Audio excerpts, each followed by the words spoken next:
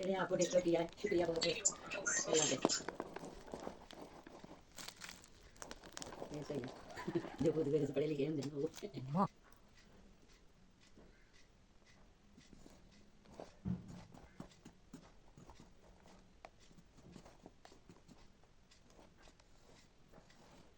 ਆਸ਼ਾ ਇਹਨਾਂ ਦਾ ਘਰ ਵੇਖਣਾ ਚਾਹੀਦਾ ਕਿ ਕਿੱਥੇ ਤੁਸੀਂ ਤਾਂ ਜਾ ਕੇ ਲਿਆਣਾ ਹੈ। ਚਲੋ ਮੈਂ ਕਿਹਾ ਉਹ ਤੇ ਉਹ ਸੀ ਕਿ ਗਲੀ ਮਹੱਲਿਆਂ ਵਿੱਚ ਹੀ ਰਹਿੰਦੇ ਸਨ ਤੇ ਪਤਾ ਚੱਲ ਜਾਂਦਾ ਸੀ ਇੱਥੇ ਰਹਿੰਦੇ ਨੇ ਇਹ ਜਗ੍ਹਾ। ਇਹ ਵੀ ਯਾਦ ਹੋ ਸੀ ਰਹਿੰਦੀਆਂ ਜਿੱਥੇ ਕੰਮਾਂ ਵਾਲਿਆਂ ਦੇ ਘਰ ਹੋਣੇ ਨੇ। ਤੇ ਮੰਮਾ ਜਾਨ ਆਂਦਾ ਉੱਥੇ ਮੈਂ ਕਹਿੰਦੀ ਆ ਉਸ ਘਰ ਕਲੰਦਰਪੁਰੇ ਵਿੱਚ ਰਹਿੰਦੀਆਂ ਸਨ ਤੇ ਪਤਾ ਹੁੰਦਾ ਸੀ ਕਿ ਚਲੋ ਜੀ ਕਲੰਦਰਪੁਰੀਆਂ ਨੇ ਸਾਰੀਆਂ ਤੇ ਉਹ ਹੋਈ ਤੇ ਵੀ ਨਹੀਂ ਸੰਜਾਇ ਪਹਿਲਾਂ ਕੋਈ ਭਾਈ ਘਰ ਵੀ ਹੁੰਦਾ ਨਾ ਉਂਝ ਵੀ ਜਾ ਨਹੀਂ ਸੀ ਸਕਦੀ ਤੇ ਫਿਰ ਘਰ ਵੇਖਣ ਦਾ ਤੇ ਕੋਈ ਮਸਲਾ ਹੀ ਨਹੀਂ ਹੈ। ਇਸ ਤਰ੍ਹਾਂ ਜੇ ਤੇ ਹੈ ਨਾ ਕਿਤੇ ਆਈਆਂ ਗਈਆਂ ਨਾ ਆਈਆਂ ਹੁੰਦੇ ਬੰਦਾ ਲੈ ਕਿਹਦੇ ਨਾਲ ਜਾ ਉਹਦੀ ਗੱਲ ਕੀਤੀ ਹੋਰ ਕਿਤੇ ਨਹੀਂ।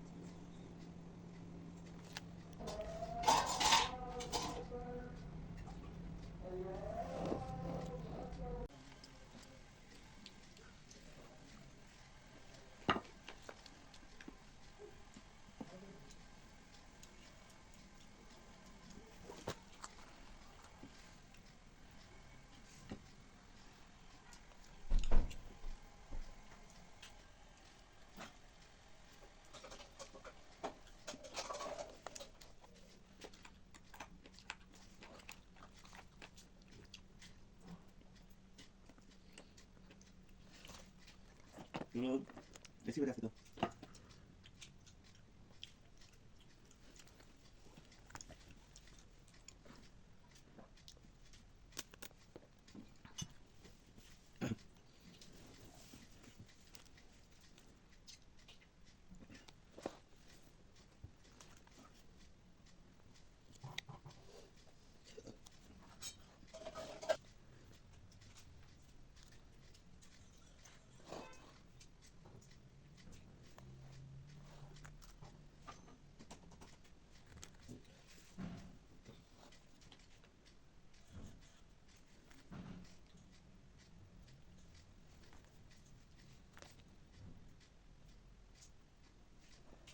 दोबारा एक कमरा करने जल्दी